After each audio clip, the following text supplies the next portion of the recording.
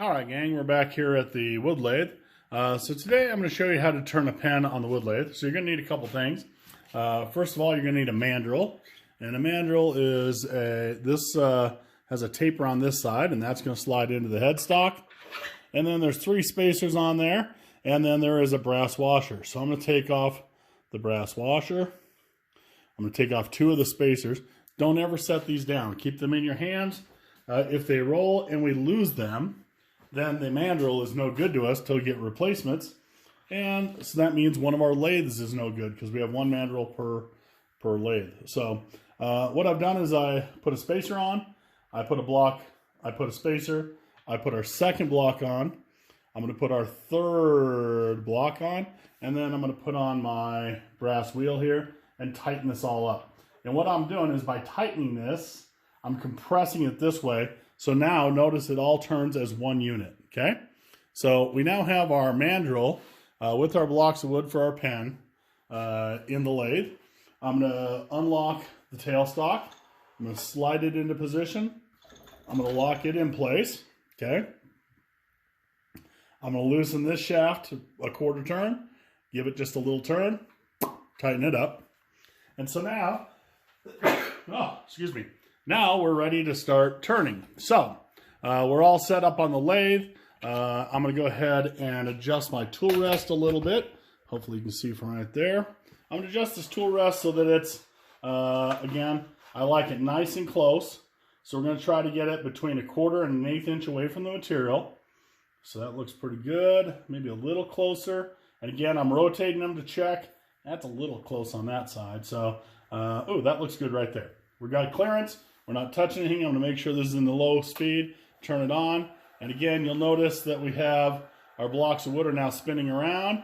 If you hear a weird noise, it's usually that the tailstock is not tight.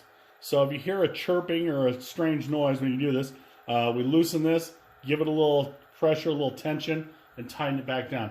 And what that's doing is it's pushing this way, which is pushing that, that Morris taper into the headstock, because there's a little bit of chatter or a little bit of wiggle room, okay? So I have that in. I'm going to grab my fancy gouge. I think in the safety video I called this a skew. It's a gouge. So I got my lathe on. Again, I hold the tool with both hands and a very low cutting speed.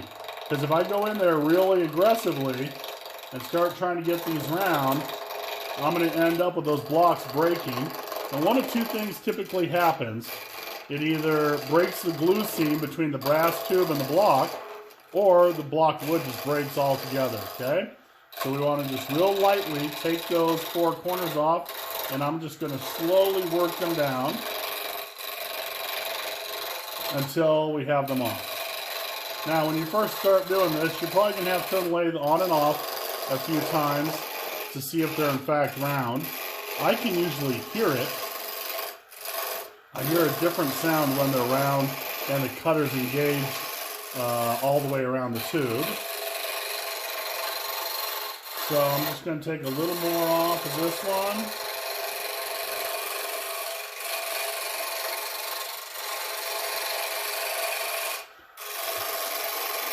And we're getting close. We're not quite round yet.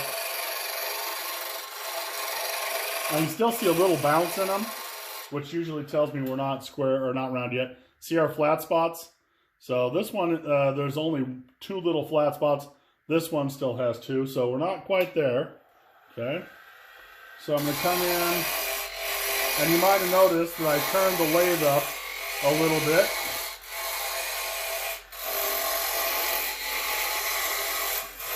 When I turned it back on, I grabbed the speed control and just spun it up a little bit. It was a little too slow for my likes.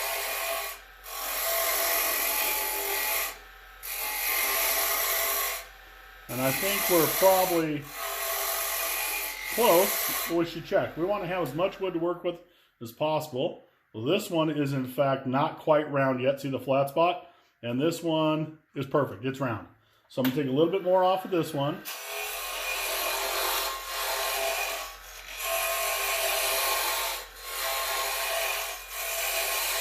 That sounds pretty good. Let's see what we got. And what do you know? They're both round now. So now I need to design what I want my pen to look like. I don't typically just start turning and come up with, oh, that's how it's going to end up. So I want to think about this a little bit. So what I'm going to do is I'm going to have the ink come out of this end because it's bigger, and I want to make what we call a gripper style pen. And then this one was smaller in diameter. It's smaller because the hole wasn't centered as well. So I'm going to make this portion straight. I'm going to make this what I call a gripper style. So what that means is I'm going to come in here and I'm going to round the front of this down to the size of the spacers. And then I'm going to come back here and make this thinner through the body. Now those spacers are doing two things.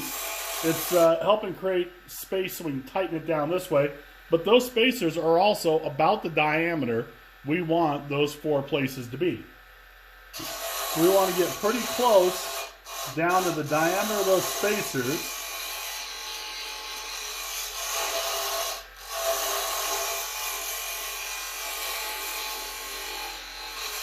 Okay, and so this little wide spot here is my finger is going to go up against that little wide spot when it holds onto the pen.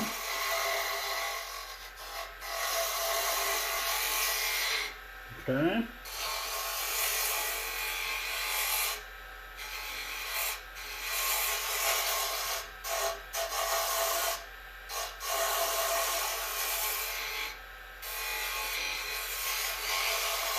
And boy, that one looks pretty good. Maybe take a little bit more off the tip here. Get it down to where I want it. That one looks good. This one, we're just going to cut it down so it's going to be straight.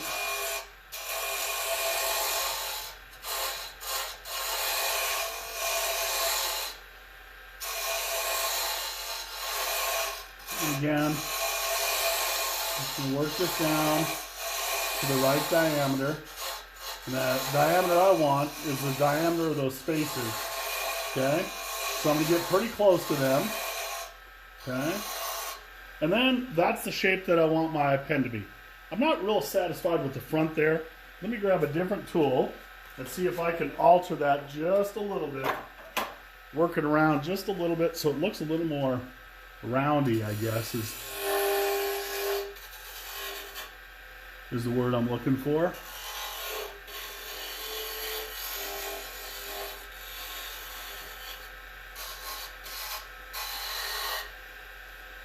Okay, so I got it the shape that I roughly want it. So we're ready to start sanding. So I'm gonna turn off my lathe. I'm gonna back this off, okay? And I'm gonna take some rough sandpaper. In this case, it's pretty rough. I don't think I need to go this rough, but it's handy here. So I'm gonna turn this on, and we're just gonna come across the back here and sand the big knife marks or big cutting marks from my tools out, okay? And once we get those kind of worked out, we'll be ready to go to a smoother sandpaper, okay? And see, if we were at school right now, I usually get some kid to do this for me while I have a drink of my coffee. Of course, I don't have my coffee here, and you're not here, so I guess I'll have to do this all myself. I'm starting to miss you guys. All right, so we're going to get that sanded down with the rough sandpaper. Then I have this really cool box of sandpaper that goes from 600 grit to 150 grit. And I got this for $3 because in the 600 spot, they put the rough sandpaper. And I'm too lazy to fix it. So I'm just going to start with the 150. I was using the 80. So I'm going to grab a piece of 150. And again, take your time sanding this stuff. Don't rush it. I don't want this video to be 10 years long. So I'm going to kind of rush a little bit, but when you guys are sanding these and making your own pens, take your time. It'll be worth it. You'll end up with a much better result, and you'll be a lot happier, okay? So I'm going to sand that down pretty good with some 150, and I'm going to work my way all the way up to, in this case, I can probably go, I don't know, 300 would probably be plenty. So I'm just going to work my way up to a nice, smooth sandpaper. And when you sand these things, they get really, really smooth, especially if you do a good job cutting them and you take your time sanding them. and really do spend the time to go from rough to smooth on sandpaper. When pens are waxed, that's when you know how good a job you did sanding. If the wood doesn't shine up and seal up real well, that's a pretty good indication you didn't spend enough time sanding. And you may in fact see that on my pen, because as you can tell, I'm definitely rushing this, so this video isn't 3 years long. So I'm going to sand this thing down as smooth as I can get it. Okay? And again, take your time, be patient. You'll end up with a nice shape. And again, that doesn't look like much. Wait till you see it assembled. All right, so the next step. I have this all sanded. It looks pretty good. And so we're going to go ahead and put the finish on.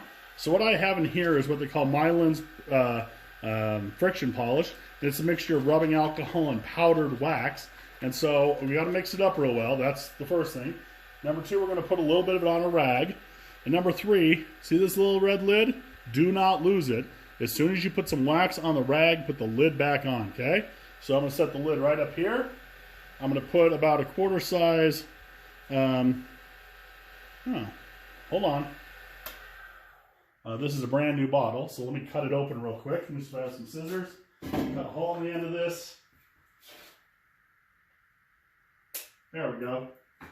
Ooh, that's a big hole. Okay, so I'm going to fold this rag up. I'm going to put about a quarter shape's worth of friction polish on there. And then my next step is to immediately put the lid on. When you guys don't put the lids on, what happens is the rubbing alcohol evaporates out, leaving a bad ratio of wax to rubbing alcohol. Okay? So before you use it, we want to shake it up. Make sure you keep your finger over the red lid as you do that. And you can see that's already looking different than it did, that's for sure. And what I have here is this is just a piece of white cloth. We buy white rags from a company that makes t-shirts and socks and all that. So they are clean. They're not somebody's old dirty socks. That'd be disgusting. It's just leftover fabric from the manufacturing process. And we buy a box of it and we use it. I usually have a rag here that's old, that's been left over, that I've used for weeks and weeks. But I finally threw it away because it was just such bad shape. So what I'm going to do is I'm going to hold this in the same spot just a little bit and slowly work my way down, and you'll see that it should get super shiny. And what that's doing is it's that kind of final stage of getting the rubbing alcohol to evaporate, melting that wax real good, and getting that nice and shiny. If when you get done with this, you feel your pens, your pieces, and they are sticky, let them cool down a little bit. But if you find that they're sticky, that means you probably got too much wax on them. And so what I do in those cases is I take a dry paper towel, or in this case, I'm going to use a part of the rag that doesn't have wax on it, and I'm just going to buff the extra off. But this one feels, looks pretty good. It's not sticky, so we're in good shape. So now, that's my pen. I'm going to turn that off. I'm going to put the tool rest back in place so it doesn't fall down. Next step is we're going to move this tool rest out of the way, or the tailstock out of the way. I'm going to loosen this brass wheel. And again, don't forget the rule, never set these down. If you set these down on here or here, they're going to roll away and you will not find them. And then we're going to be stuck looking for them. So we want to make sure we keep them in our hands. If you drop them, tell everybody to stop what they're doing and help you look, because for some reason, those things seem to roll a long ways and get away from us pretty quick. So now I have my two pieces to my pen. They're going to go like this. And I'm going to set up over at the bench and show you how I assemble them. Hold tight. All right, so I'm back at the bench. And I usually have a small arbor press here that I use to put these together. And I don't have it at home right now. I'm going to take the rest of my parts from my pen kit. Take them out, save the big bag. Take the little parts out. And I'm going to take them all out of these little tiny bags, which you are going to put in the trash, because they always seem to end up everywhere in the shop. So we're going to take all those pieces out. And we're going to try to assemble this today with a squeezy clamp. Okay? So I think I've done this once before and it worked out okay. So we'll see if it works. So what I'm going to do is I'm going to take the tip of the pen where the ink comes out, and I'm going to place this in here. And you notice you can't push it in. And the reason you can't push it in is the brass tube is slightly smaller than the size of this. This is so what we call a pressed fit. So we're going to press them together, and once they're in together, they should never come out. That's the name of the game. So I'm going to take my clamp here, and I'm going to see if I can get this to push that in. And you'll feel it stop when it hits. And sure enough, it's all the way in there now. There's no gap. Nice tight fit. And you'll never get that back out of there. Once it's in, it's in. So step one is you're going to put the tip of the pen in. Step two, this is called a transmission. And the transmission, see the brass portion of it? The brass portion of the transmission is going to go in here. And we're going to push it down just so the edge of this brass, that edge, is lined up with the brass tube. So I'm going to put this in here and see if I can do this. This one, this is always the hard one. When I have an arbor press, it's really super easy. But what I'm trying to do with this clamp, I imagine this is going to give me fits, but we'll see. All right, so I'm just going to squeeze that in. And that went too easy. All right, and so I push that in up to so the brass is just barely inside the edge there. I'm going to take my ink cartridge, and I always pick at the end here because there's usually wax on the end of those, and we don't want to get the wax stuck in here. So this goes into the transmission, it threads in, and then when you turn it, the ink comes out, and you'll see it's sticking out. It looks pretty good. I always like the ink to stick out just a little bit more, and I think that's just a preference of how I write. So I gave it just a little more. I pushed that transmission in just a teeny tiny bit. I'm going to tighten this together.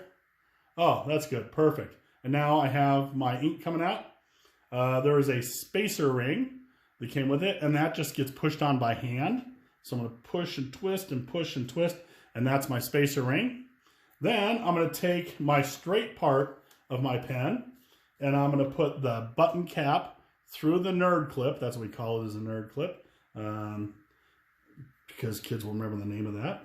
And then I'm going to put that into the other piece of wood. Let's see if I can get this to cooperate a little bit.